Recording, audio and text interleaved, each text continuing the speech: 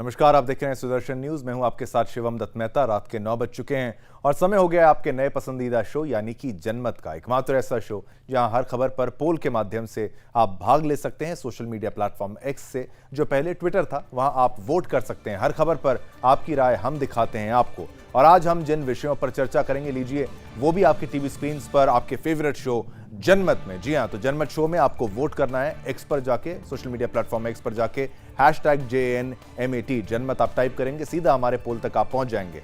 मुद्दों की शुरुआत करते हैं। पहला मुद्दा जिसके बारे में चर्चा करेंगे, रजाकार से भड़के जिहादी। कहां पर? साकी नाका में एक घटना घटी जहां पर जय श्री राम के नारे लगाए गए और उस दौरान कैसे भड़क गए थे कुछ लोग, उसके बारे में आपको बताएंगे विस्तार से। और एक इंटरव्यू भी हम आपको बताएंगे, प्रोड्यूसर जो हमारे साथ रजाकार के हैं वो भी जुड़ेंगे। उसके बाद हम बताएंगे बम धमाके से कैसे दिल्ली जो साजिश थी, बम की जो धमकी थी, उससे पूरी दिल्ली दहल गई, NCR दहल गया और कैसे एक हड़कंप मच गया। होक्स कॉल था, झूठी खबर थी, लेकिन एक इशारा तो किसी और करता है कि आखिर किसको भारत में शांति से परेशानी है। इसके बाद अगली खबर की जो हम चर्चा करेंगे, बात करेंगे बिहार बंगाल में भी ऐसी ही बम धमकी मिली है, कई दिनों से मिल भी रही है। क्या ये इलेक्शन के दौरान कुछ ऐसा करने की साजिश है या फिर लोगों का ध्यान भटकाने का एक प्रयास किया जा रहा है? इसके बारे में भी आपको बताएंगे। उसके बाद संपत्ति बंटवारा करेगी क्या कांग्रेस? हमारी स्पेशल रिपोर्ट के माध्यम से आप जानिएगा। ऐसे आरोप लगाए जा रहे हैं, उसके बारे में भी आपको चर्चा के माध्यम से, रिपोर्ट के माध्यम से बताएंगे। और ये भी बताएंगे कि भाग्यनगर की तैयारी कैसी है, माधवीलता वहां पर हैं और कैसे वो उनका परफॉर्मेंस कैसा रहेगा और भाजपा के लिए क्या रहेगा, ये आपको बताएंगे। फिर आपको बताएंगे राम के शरण में राष्ट्रपति द्रौपदी मुर्मू जी वहां पर गई, उन्होंने दर्शन किए रामलला जी के। उसके ऊपर स्पेशल स्टोरी, स्पेशल रिपोर्ट आपको बताएंगे। और फिर इसके बाद मोदी योगी का दौरा कहां पर रहा, कैसा रहा, उसके बारे में भी आपको बताएंगे। और फिर आगे बढ़ते हैं। अगली जो खबर है, CM रेड्डी को नोटिस मिला है। आपको पता है डीप फेक का ये पूरा मामला है, जहां पर गलत तरीके से होम मिनिस्टर का जो बयान है उसको तोड़ मरोड़ के डीप फेक के माध्यम से यहां पेश किया गया था और बीजेपी को नुकसान पहुंचाने का प्रयास विपक्ष की तरफ से, ऐसा कहा जा रहा है, किया गया था। उसके बाद फेक वीडियो पर अमित शाह ने क्या कहा, वो भी आपको स्पेशल रिपोर्ट के माध्यम से समझाने का प्रयास करेंगे। तो चलिए शुरुआत करते हैं आज के शो की। और आज जनमत में खबरों की शुरुआत करने से पहले हम आपको मिलवाएंगे एक ऐसे खास मेहमान से जिनकी रजाकार नाम से एक फिल्म ने इन दिनों मुस्लिम प्रेमी कुनबे में आग लगा दी है। दरअसल रजाकार फिल्म 1948 के उस दर्दनाक घटना की सच्चाई को उजागर करती है जब भाग्यनगर के निजाम के अंतर्गत रजाकार सेना ने असंख्य निर्दोष हिंदुओं का खून बहाया था, कत्लेआम किया था। वहीं अब फिल्म में दिखाई गई ये सच्चाई कुछ लोगों को हजम नहीं हो रही है और लगातार कुछ जिहादी तत्व द्वारा, आप बताएं, फिल्म को रोकने की मंशा से इस पर हमले किए जा रहे हैं। जनमत में आज हम इसी मुद्दे पर बात करेंगे। इस फिल्म के निर्माता गुड्डू नारायण रेड्डी जी से बात भी करेंगे, लेकिन उससे पहले देखिए हमारी ये खास रिपोर्ट और मामले की गंभीरता को समझिए।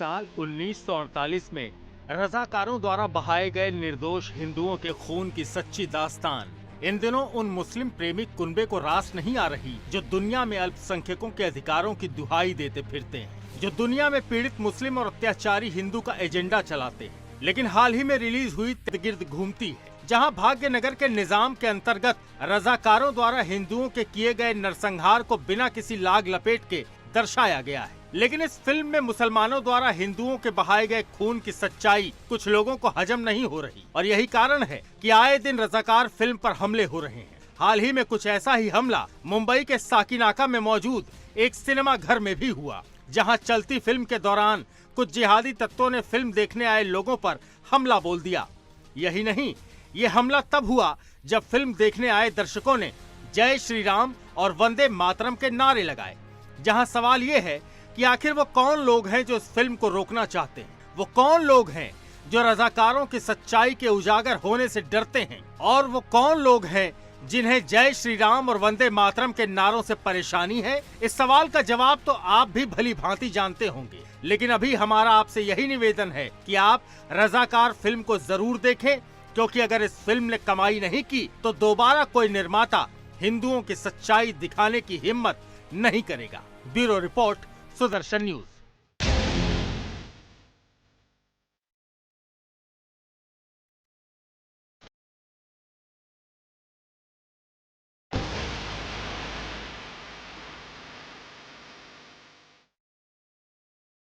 देखिए, फिल्म के निर्माता से भी आपको मिलाएंगे, लेकिन इस पूरी खबर पर हमने आपसे एक पोल के माध्यम से प्रश्न पूछा। हमने आपसे प्रश्न पूछा, फिल्मी जगत में हिंदू विरोधियों का कब्जा रहा है क्या? ये हमने आपसे प्रश्न पूछा, तो आपका जवाब यहां पर देख लीजिए। 97% कह रहे हैं हाँ, 97% कह रहे हैं हाँ। यहां पर जो है फिल्मी जगत में हिंदू विरोधियों का कब्जा रहा है इंडस्ट्री में 97%। 3% लोग ऐसे हैं जो इस बात को नहीं मानते, लेकिन मेजॉरिटी, प्रचंड बहुमत इस बात को मानता है कि हाँ, यहाँ पर हिंदू विरोधियों का कब्जा जो है वो देखने को मिलता है। और अब चलेंगे, हमारे साथ गुड्डूर नारायण जी हैं, हमारे साथ गुड्डूर नारायण रेड्डी जी, इस फिल्म के निर्माता प्रोड्यूसर हमारे साथ इस वक्त जुड़ चुके हैं। लाइव आपके साथ हम उनको साक्षात्कार उनके साथ हम जो करने वाले हैं वहां पर आपको दिखाएंगे और बात करेंगे कि इस मूवी को लेकर आखिर क्या परेशानियां जो हैं उनको यहां पर उनका सामना करना पड़ा। गुड्डूर जी, बहुत बहुत धन्यवाद, आपने समय निकाला और ये एक महत्वपूर्ण विषय।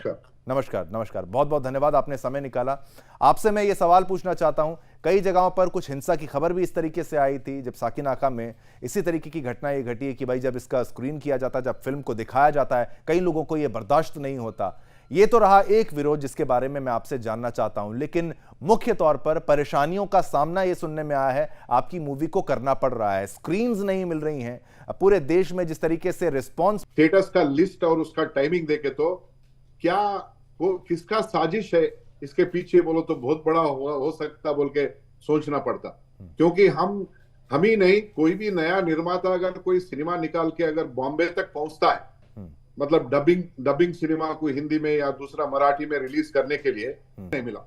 अब समझिए नोएडा में सिनेमा रिलीज करना है, नोएडा में किधर की 10:35 को है, रात में 10:35 को और सुबह में 9:50 को। ये सुबह में 9:50 को कौन सा आदमी जाएगा सिनेमा जाने के लिए? बिल्कुल। तो इसके पीछे बहुत बड़ा साजिश है और षड्यंत्र है बोल के मैं समझता हूँ। बिल्कुल। और एक चीज, बिल्कुल बोलिए। और एक चीज आप बोले कि अभी ये जो सिनेमा है ये भारत को पूरा भारत को जब आजादी मिली, एक हैदराबाद को आजादी नहीं मिली, क्योंकि हैदराबाद को एक साल का स्टैंड स्टिल अग्रीमेंट दिया गया और हैदराबाद को स्टैंड स्टिल अग्रीमेंट देके भारत में विलीन करने के लिए बोले थे जी। उस बीच में जब का राजा मीर उस्मान अली पाशा द 7th निजाम, उन्होंने उस प्रोविंस को तुर्किस्तान बना के पाकिस्तान के साथ जोड़ना चाहे। और जब जो अपना देश में अब तक आजादी में चाहता है, देश का क्या उन्नति क्या चाहते हैं कांग्रेस पार्टी, और वो भी नहीं, ये अपीजमेंट पॉलिटिक्स करते हैं।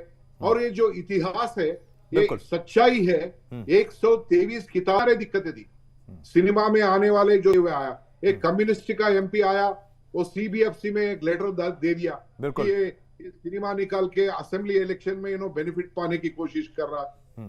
फिर कोई गए, अरे पूरा हिंदू मुसलमान का लड़ाई कराने के लिए सिनेमा निकाले। मैं कोई मजहब का लड़ाई कराने का मेरा नियत नहीं है, कुछ भी करे तो लेने वाला मार खाने वाला है जी। तो सनातनियों के ऊपर जो हमला हुआ सो सिनेमा उसको आपने दिखाया है, ये बिल्कुल मैं मानता हूं। यहाँ पर हमने ये जाना गुड्डूर जी से कि कितनी परेशानियों का सामना इनको करना पड़ रहा है। गुड्डूर जी, कई महत्वपूर्ण बातें यहाँ पर रजाकारों के द्वारा किए गए अत्याचारों की जो पूरी फहरिस्त है, पूरी लिस्ट है, वो आपकी मूवी के माध्यम से समझी जा सकती है। आपने कहा कि स्क्रीन्स मिल नहीं रही है बराबर से, समय गलत दिया जा रहा है, जानबूझ के ऐसा किया जा रहा है, पॉलिटिकली भी आपको परेशानियां यहां पर सामना उसका करना पड़ रहा है। लेकिन राजनीतिक दल, कई राजनीतिक दल के बड़े दूसरा तरफ से ऐसे डाक डालते, अरे ये हिंदुस्तान है, ये हिंदुओं का मेजॉरिटी स्थान है, ये हिंदू, जब बंटवारा हुआ था पाकिस्तान को, इस्लाम मुस्लिम्स गए, हिंदुस्तान में इंडिया हिंदू रह गए और जो भी रह गए इधर उधर जो भी है। लेकिन वहां का हाल कितना बुरा हो गया हिंदुओं का, यहाँ मुस्लिम का हाल कितना अच्छा है। ये अच्छा रहते हुए भी वंदे मातरम कहने के लिए तकलीफ, झंडा को नमस्कार, त्रिवर्ण पताक को नमस्कार करने के लिए तकलीफ, जनगण मन गाने के लिए तकलीफ। तो मैं ये कोई मजहब का अगेंस्ट सिनेमा नहीं है, ये है रजाकारों का अगेंस्ट। गुड्डूर जी बिल्कुल, मैं आपसे ये भी जानना चाहता हूं कितनी रिसर्च लगती है एक मूवी को बनाने के लिए, कि विपक्ष अगर पूरे लोग जो बिल्कुल गुड्डूर जी आप हमारे साथ थे। यहाँ पर आपका मैं धन्यवाद भी करना चाहूंगा। समय का भी अभाव है। जिस तरीके से पूरी चर्चा को हमने यहाँ पर किया और हमने जाना कितना दिक्कत, कितनी परेशानी रजाकारों की तरफ से जो किया गया, हिंदुओं के खिलाफ किया गया था, और कितनी परेशानी रजाकार के निर्माताओं को, प्रोड्यूसर्स को, डायरेक्टर्स को, सभी को यहाँ पर झेलनी मिली। चलिए अगली खबर का रुख करते हैं। आपका स्वागत है जनमत में। लोकसभा के इस चुनावी रण में 2 चरण के चुनाव समाप्त हो चुके हैं। वहीं अब यूपी में तीसरे चरण की 10 लोकसभा सीटों पर चुनाव होने वाले हैं, जिसको लेकर इन दिनों बीजेपी की तैयारियां जोरों पर हैं। वहीं इस कड़ी में यूपी विधानसभा अध्यक्ष सतीश महाना ने सुदर्शन न्यूज के इनपुट हेड सौरभ तिवारी से खास बातचीत की। क्या कहा आपको वो सुनाते हैं। हम बात करते हैं सतीश महाना जी से, जो विधानसभा क्षेत्र है उसी से विधायक हैं और विधानसभा अध्यक्ष उत्तर प्रदेश के। ये बताइए, आप भारतीय जनता पार्टी के वरिष्ठ कार्यकर्ता हैं, विधानसभा अध्यक्ष हैं, 80 में 80 आप लोग टारगेट लेके चल रहे हैं उत्तर प्रदेश में, और खासतौर से अकबरपुर की बात की जाए जहाँ से आपका विधानसभा क्षेत्र लगता है, क्या कहेंगे, कैसे तैयारी आप? अकबरपुर विधानसभा में जब से ये विधानसभा बनी है, नई सर्जित हुई है, तब से भारतीय जनता पार्टी की यहाँ पर सीट जीती है और माननीय सांसद श्री देवेंद्र सिंह बोले यहाँ पर सांसद है। अब की तीसरी बार वो सांसद बनने जा रहे हैं। एक विश्वास, एक आशा की किरण तो 2014 में इस देश की जनता में एक जगी थी कि अब शायद देश प्रगति के पथ के ऊपर आगे बढ़े। वो आशा आज विश्वास के रूप में आदरणीय मोदी जी के नेतृत्व में, तो लोगों को विश्वास है कि अगर देश प्रगति करेगा तो श्रीमान नरेंद्र मोदी जी के रूप में उनके प्रधानमंत्रित्व काल में करेगा। और वो प्रधानमंत्री तब बनेंगे जब एक एक वोट और एक एक सांसद पूरे देश से जीतकर दिल्ली में जाएगा और बहुमत की हमारी सरकार बनेगी। बहुमत की आज की बात नहीं हो रही, 400 पार की बात हो रही। तो इस क्षेत्र से, क्योंकि मेरी विधानसभा क्षेत्र है ये, और विधानसभा क्षेत्र में कानपुर में, महानगर में महाराजपुर विधानसभा सबसे ज्यादा वोटों से जीतता है और अकबरपुर लोकसभा महाराजपुर से सबसे ज्यादा वोटों से जीतेगी। ऐसा यहाँ की जनता के द्वारा जो दिखाई पड़ रहा है, जो उत्साह दिखाई पड़ रहा है, जो उमंग दिखाई पड़ रही है, जो विश्वास दिखाई पड़ रहा है, उससे परिलक्षित होता है कि हम बहुत अधिक वोटों से जीतेंगे। और जिस तरह से विपक्ष राजनीति कर रहा है, विपक्ष जिस तरह राजनीति कर रहा है उसको कैसे देखते हैं? विपक्ष राजनीति, वो भी तो राजनीति कर रहे हैं ना, तो अपनी राजनीति कर रहे हैं, हम अपनी राजनीति कर रहे हैं।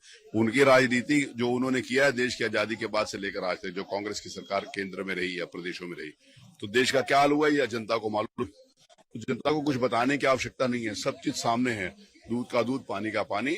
और अब की बार फिर मोदी सरकार। 2 चरणों का मतदान हो चुका है, 5 चरणों का बचा है, कैसे देखते हैं आप? ये 2 चरणों में हम 100 पार कर चुके हैं और आगे भी हम बहुमत के साथ, क्योंकि आगे जिस समय उत्तर प्रदेश का चुनाव हो जाएगा तो हम वो 400 का लक्ष्य जो रखा है हम उसके पास जरूर पहुंचेंगे। एक आखिरी सवाल, अखिलेश और राहुल जिस आपकी सरकार पर लगातार हमले कर रहे हैं, उनकी जोड़ी कहीं आप लोग के लिए घाटा का साधन तो नहीं होगा? देखिए, मैं श्री आदरणीय श्री अखिलेश जी की और माननीय राहुल गांधी जी की ये जोड़ी पहले प्रयोग उत्तर प्रदेश में कर चुकी है कि नहीं कर चुकी?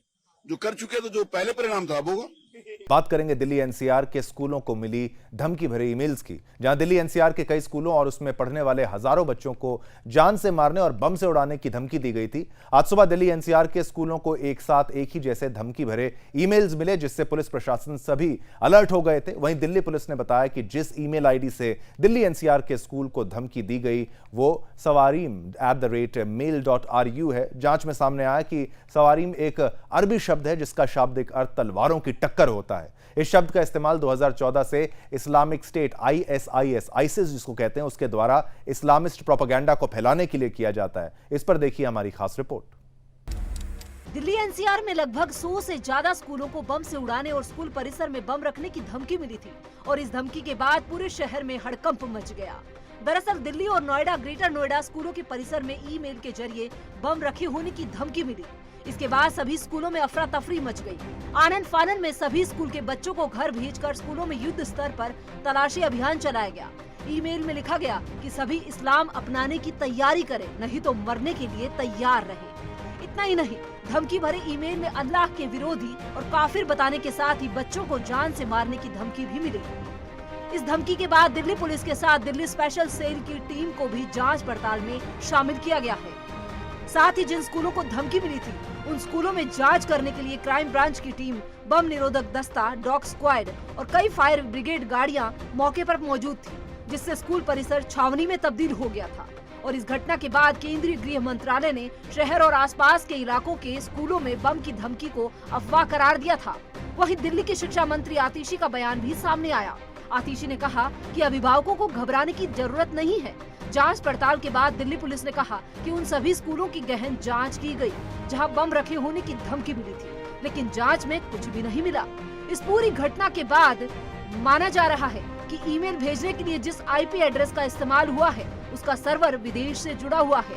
और इतना ही नहीं, जांच में ये भी सामने आया है कि ईमेल में सिर्फ एक ही आईपी एड्रेस का इस्तेमाल किया गया है। दिल्ली पुलिस की संयुक्त टीम मामले की जांच पड़ताल में जुटी हुई है और ऐसे में सवाल उठता है कि क्या विदेश में भारत के खिलाफ साजिश रची जा रही है? क्या इस धमकी भरे ईमेल में किसी आतंकी संगठन का हाथ है? इन सभी सवालों पर क्या निष्कर्ष निकलकर सामने आता है, ये तो आने वाला वक्त ही बताएगा। Bureau report, Sudarshan news.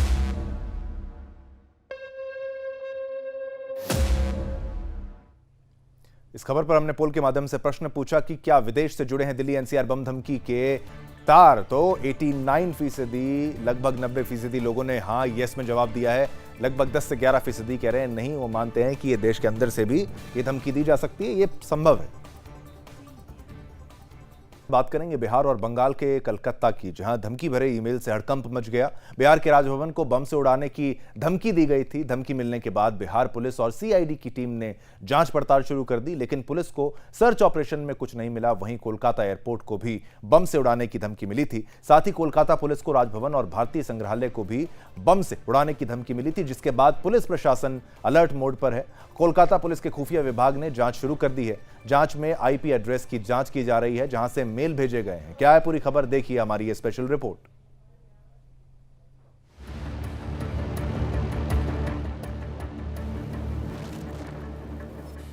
देश भर में एक तरफ लोकसभा चुनाव का दौर जारी है, तीसरे चरण का प्रचार प्रसार जोरों पर है। वहीं चुनाव के बीच धमकी भरे ईमेल और बम से उड़ाने की खबरें भी लगातार सामने आ रही है। और इसी कड़ी में बिहार के पटना में स्थित राजभवन को बम से उड़ाने की धमकी मिली। बिहार के राजभवन को धमकी भरा ईमेल भेजा गया था, जिसमें बम से उड़ाने की धमकी दी गई थी। राजभवन को बम से उड़ाने की धमकी के बाद प्रशासन में हड़कंप मच गया। सूचना के बाद जांच पड़ताल के लिए पुलिस और सीआईडी की टीम को भी शामिल किया गया है। साथ ही पटना पुलिस के डॉग और बम निरोधक दस्तों ने मोर्चा संभालते हुए सर्च ऑपरेशन चलाया, लेकिन पुलिस के सर्च ऑपरेशन और जांच पड़ताल में कुछ नहीं मिला। वहीं राजभवन की सुरक्षा में तैनात डीएसपी के बयान पर साइबर थाना में केस दर्ज कर दिया है। साथ ही राजभवन की सुरक्षा बढ़ाने और आसपास के इलाकों में सुरक्षा के लिए सख्त व्यवस्था की गई है। तो वहीं दूसरी तरफ कोलकाता एयरपोर्ट को भी बम से उड़ाने की धमकी मिली थी। साथ ही कोलकाता पुलिस को राजभवन और भारतीय संग्रहालय को भी बम से उड़ाने की धमकी मिली। धमकी भरा ईमेल मिलने के बाद कोलकाता पुलिस अलर्ट मोड पर आ गई और इस ईमेल की जांच शुरू कर दी गई। बता दें कि कोलकाता पुलिस को ये पहली बार नहीं बल्कि पहले भी कई बार धमकी भरे ईमेल मिले थे। कोलकाता एयरपोर्ट को बम से उड़ाने के लिए 3 बार धमकी भरे ईमेल भेजे गए थे, जिसके बाद कोलकाता एयरपोर्ट की सुरक्षा को सख्त कर दिया गया था। इस दौरान एयरपोर्ट की तलाशी भी ली गई थी, लेकिन कोई बड़ा सुराग हाथ नहीं लगा। बार बार मिल रही धमकी भरे ईमेल के बाद एयरपोर्ट के सुरक्षा कर्मी सतर्क हैं। पुलिस प्रशासन अलर्ट मोड पर है। पुलिस का तलाशी अभियान अभी भी जारी है। Bureau report, Sudarshan news.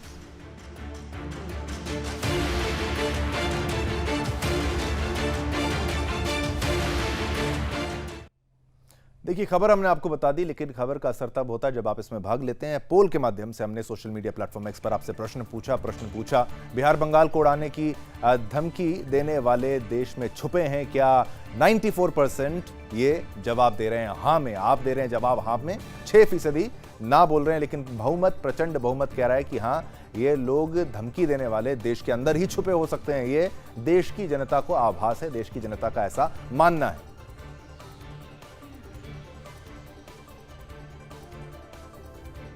चलिए अगली खबर का रुख करते हैं। जनमत में अब बात करते हैं कांग्रेस के उस विवादित घोषणा पत्र की, जिसमें शामिल अपने कुछ वादों को लेकर कांग्रेस लगातार सरकार के घेरे में आ रही है, विपक्ष की कह लीजिए घेरे में आ रही है। दरअसल कांग्रेस के कुछ इन्हीं विवादित वादों में से एक वादा संपत्ति के बंटवारे को लेकर भी था, जिस पर सरकार ने अपनी कड़ी आपत्ति जताई थी और बाद में कांग्रेस संपत्ति के बंटवारे को लेकर कन्नी काटती हुई नजर आई थी। लेकिन अब कांग्रेस नेता मनीष तिवारी ने इस मामले पर कांग्रेस के स्टैंड को साफ कर दिया है, जिनके द्वारा किए गए सोशल मीडिया प्लेटफॉर्म एक्स पर पोस्ट ने यह साफ कर दिया है कांग्रेस संपत्ति के बंटवारे के मामले को लेकर अडिग है। क्या है पूरी खबर, देखिए हमारी स्पेशल रिपोर्ट और मामले की गंभीरता को समझिएगा।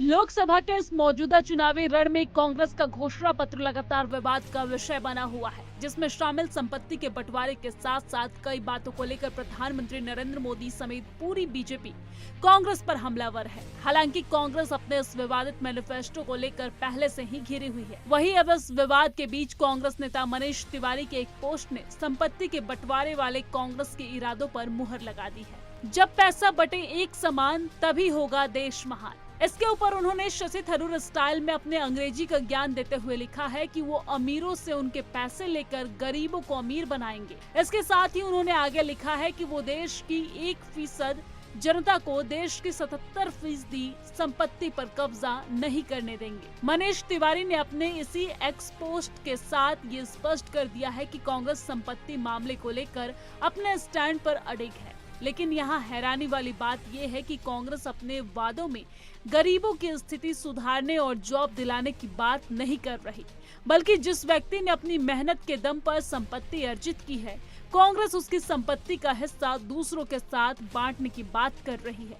कांग्रेस का मानना है कि वो अपने इस कदम के साथ साथ हर एक देशवासी को अमीर कर सकती है, लेकिन सच्चाई तो यही है कि इस फ्री के संपत्ति बंटवारे के चक्कर में कई देश पहले भी कंगाल हो चुके हैं और कांग्रेस का ये कदम भारत के लिए भी खतरनाक हो सकता है। कांग्रेस के मैनिफेस्टो के पेज नंबर 28 के पॉइंट नंबर 21 की माने तो कांग्रेस हर किसी को संपत्ति से बराबर पैसा देगी, चाहे वो संपत्ति किसी की कमाई हो या विरासत में मिली हो। जिससे ये सवाल बनता है कि क्या कांग्रेस अपने इस प्लान से देश को आगे की ओर ले जा रही है, या ये राहुल गांधी की देश को सामंतवाद की ओर धकेलने की कोई नई योजना है। Bureau report, Sudarshan news.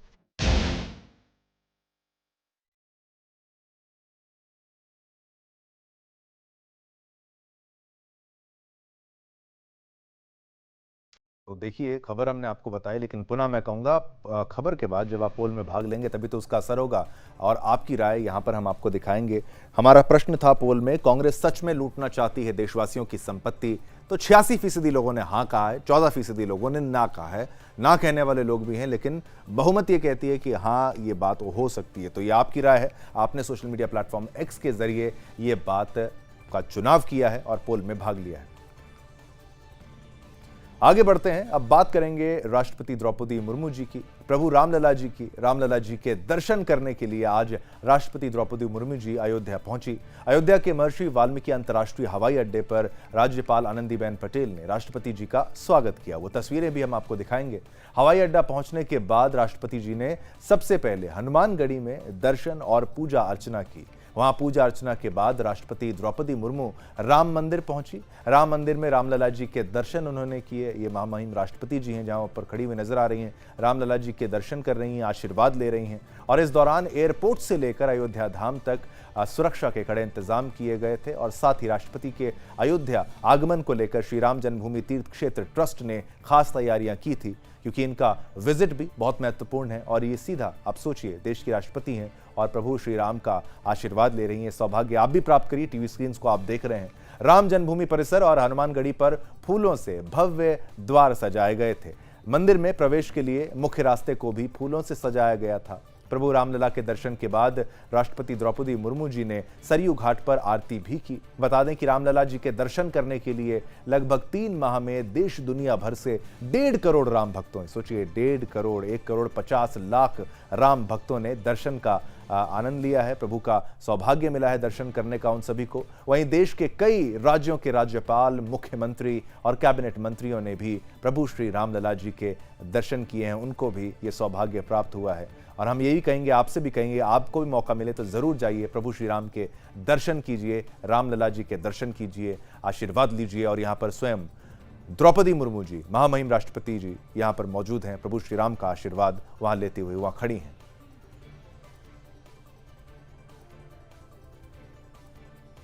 आगे बढ़ते हैं। जनमत में अब बात आज के दिन यानी 1 मई की करते हैं। दरअसल आज महाराष्ट्र और गुजरात दिवस है। आज ही के दिन साल 1960 में भारत के इन 2 महत्वपूर्ण राज्यों की स्थापना हुई थी। वहीं आज इस विशेष अवसर पर भारत के 2 महत्वपूर्ण जन नेताओं ने इन महत्वपूर्ण राज्यों का दौरा किया।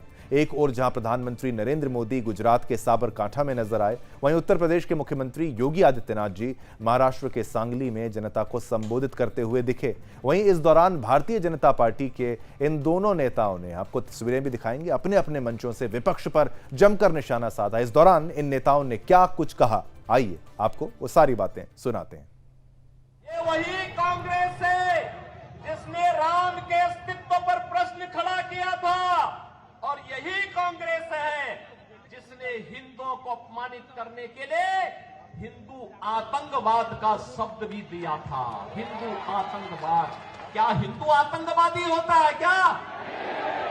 ये कांग्रेस के लोगों को क्या हो गया था? यूपीए की सरकार थी और तब इन्होंने हिंदू आतंकवाद शब्द भी दिया था। और आप याद करिए कौन व्यक्ति था देश का गृह मंत्री उस समय, याद करिए। उसी के लोग, उसी के परिवार के लोग आज चुनाव लड़ने के लिए यहां पर अपने खूनी पंजे के साथ आपके बीच में आए होंगे, और उसी से सावधान करने के लिए मैं आपके बीच आया हूं, आपसे कहने के लिए। आपके आशीर्वाद से मोदी ने जब ये सब किया तो कांग्रेस के शाहजादे को बुखार आ जाता है, तकलीफ हो जाती है, और बुखार में इंसान कुछ भी बोल देता है।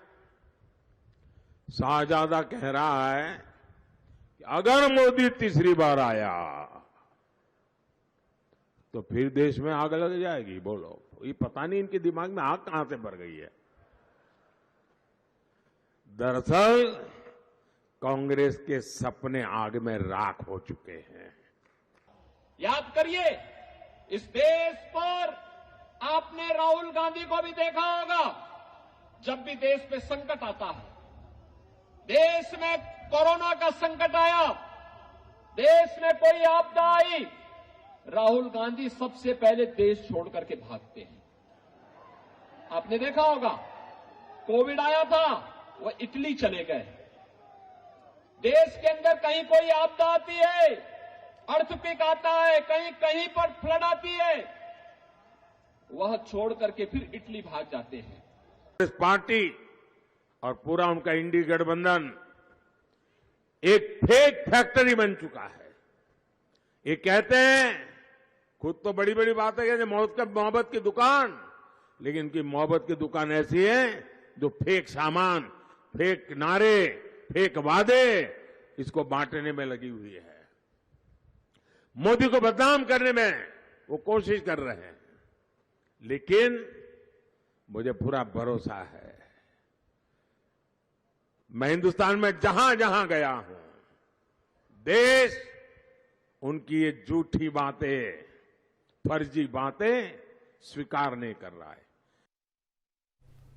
चलिए, खबर हमने आपको दिखा दी और खबर पर हमने पोल के माध्यम से आपसे एक प्रश्न भी पूछा। महाराष्ट्र गुजरात दिवस पर रंग लाएंगे बीजेपी नेताओं के दौरे, हां और ना, दो आपके पास विकल्प हैं, ऑप्शंस हैं। 88% 88% लोगों ने हाँ में जवाब दिया है, रंग लाएंगे, लेकिन 12% लोग हैं जो कह रहे हैं नहीं रंग लाएगी बीजेपी नेताओं के दौरे, और लेकिन मेजॉरिटी, बहुमत कह रही है रंग लाएंगे। ये बात करेंगे जनमत में अमित शाह के डीपफेक वीडियो मामले की, जहां पुलिस की कार्रवाई बढ़ती जा रही है, साथ ही विपक्ष की नीयत के राज भी खुलते जा रहे हैं। इस मामले में तेलंगाना के सीएम रेवंत रेड्डी को दिल्ली पुलिस ने नोटिस भेजकर पूछताछ के लिए बुलाया था, लेकिन तेलंगाना के सीएम दिल्ली पुलिस की पूछताछ में शामिल नहीं हुए। उन्होंने दिल्ली पुलिस के सामने पेश होने के लिए समय मांगा है। वहीं झारखंड कांग्रेस अध्यक्ष राजेश ठाकुर को भी दिल्ली पुलिस ने नोटिस जारी कर दिया है और 2 मई को पूछताछ के लिए बुलाया है। गृह मंत्री अमित शाह के फर्जी वीडियो मामले में तेलंगाना के सीएम रेवंत रेड्डी का बयान सामने आया है। सीएम रेवंत ने कहा कि अभी तक पीएम मोदी और अमित शाह चुनाव जीतने के लिए ईडी, सीबीआई और इनकम टैक्स का इस्तेमाल करते थे, लेकिन दिल्ली पुलिस तेलंगाना कांग्रेस अध्यक्ष और तेलंगाना के सीएम को गिरफ्तार करना चाहती है। सीएम रेवंत रेड्डी ने पीएम मोदी पर हमला बोलते हुए कहा कि नरेंद्र मोदी अब चुनाव जीतने के लिए दिल्ली पुलिस का इस्तेमाल कर रही है। अब देखिए, पुलिस का भी यहां पर आरोप लगा दिया, विपक्ष के द्वारा यह लगा दिया गया है कि पुलिस का इस्तेमाल कर रही है बीजेपी।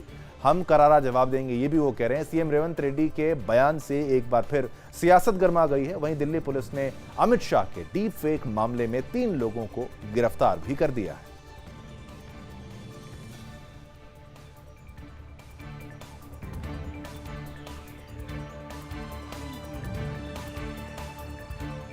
अगली खबर का रुख करते हैं, बड़ी खबर का। हम डीप फेक की बात कर रहे थे। अमित शाह के फेक वीडियो मामले में सियासी संग्राम जारी है। जहां फेक वीडियो मामले में पुलिस सख्त कदम उठा रही है, वहीं छत्तीसगढ़ के कोरबा में जनसभा को संबोधित करते हुए गृह मंत्री अमित शाह ने कांग्रेस पर जमकर निशाना साधा है। अमित शाह ने कहा कि कांग्रेस की नीति झूठ बोलने, जोर से बोलने, बार बार बोलने और सार्वजनिक रूप से बोलने की है। और क्या कुछ कहा, आइए आपको वो सुनाते हैं। एक कांग्रेस पार्टी का एक सूत्र है, झूठ बोलो, जोर से बोलो, सार्वजनिक रूप से बोलो और बार बार बोलो। वो कहते हैं मोदी जी को बहुमत मिलेगा तो मोदी जी आरक्षण हटा देंगे। मेरा फेक वीडियो बनाकर सर्कुलेट करती। मैं आज एक मोदी का गारंटी देने आया हूं, जब तक भारतीय जनता पार्टी का एक भी सांसद भारत की संसद में है, एसटी, एससी और ओबीसी के आरक्षण को ना हम हटाएंगे, ना कांग्रेस पार्टी को हटाने देंगे।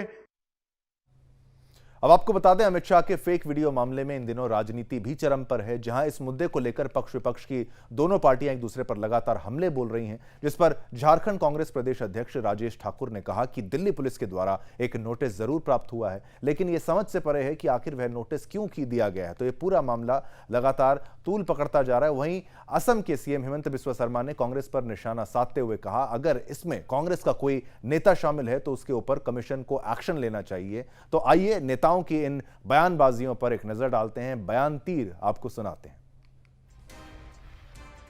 देखिए, दिल्ली पुलिस के द्वारा एक नोटिस तो जरूर कल प्राप्त हुआ है। अब ये समझ से परे है कि वो मुझे क्यों किया गया है। मैं समझता हूं ये एनार्की है और जिसको जो मन में आ रहा है वो कर रहा है। अगर कोई कंप्लेंट है तो पहले देखना चाहिए कि मेरे ट्विटर हैंडल पे वो चीजें है कि नहीं है, और उसमें मांगा गया है कि लैपटॉप चाहिए और बाकी सारी चीजें चाहिए। जब चुनाव का माहौल है और चुनाव में हमारी व्यस्तता को समझा जा सकता है, और इस तरह से बिना जांच पड़ताल किए नोटिस दे करके तुरंत से बुला लेना, हम समझते हैं ये ठीक नहीं है। जैसे हमने जिसको अरेस्ट किया वो कांग्रेस वार रूम का मेंबर है, तो गुजरात में अरेस्ट हुआ कांग्रेस का ही मेंबर है या आपका मेंबर है। दिल्ली पुलिस औपचारिक केस का छानबीन कर रहा है। इसमें अगर कांग्रेस का आधिकारिक व्यक्ति का इन्वॉल्वमेंट मिलते हैं तो उसका ऊपर कमीशन को एक्शन लेना चाहिए, बिकॉज इससे इस बार तो नहीं होगा, हमारा लीड बहुत बड़ा है, लेकिन कोई चुनाव एक डीप फेक का कारण ही पूरा रिजल्ट पलट सकता है। चलिए, इस खबर पर भी हमने आपसे जनमत शो में एक पोल पूछा सोशल मीडिया प्लेटफॉर्म एक्स पर। आपने उस खबर पर भी वोट किया, हमारे सवाल पर वोट किया। सवाल था, अमित शाह फेक वीडियो मामले में विपक्ष का हाथ है क्या? तो आप जानते हैं हमसे बेहतर, आप जनता हैं, जनता जनार्दन है, और आप ही का मत आपको दिखा रहे हैं। 92% 92% लोगों ने हाँ में जवाब दिया है। 8% लोग हैं जो इसको नहीं मानते, लेकिन बहुमत, प्रचंड बहुमत मानता है कि ये विपक्ष के द्वारा किया गया है। डीप फेक मामले में विपक्ष का हाथ है। इसी के साथ आपके फेवरेट शो जनमत में आज के यही तमाम मुद्दे थे। हमने शुरुआत की थी रजाकार के प्रोड्यूसर से, आपकी साक्षात्कार किया, वो चर्चा भी आपको दिखाई। तमाम मुद्दे जो आपसे जुड़े हुए हैं हम लगातार उठाते रहेंगे, और ये 9 बड़े मुद्दे हर रोज आपके लिए मैं शिवम दत्त मेहता लाता रहूंगा। आज के लिए इतना ही। मुझे यानी शिवम दत्त मेहता और मेरी पूरी टीम को आज्ञा दीजिए। कल फिर नए मुद्दों के साथ पुनः मुलाकात होगी। जय हिंद, जय भारत, जय हिंदुस्तान।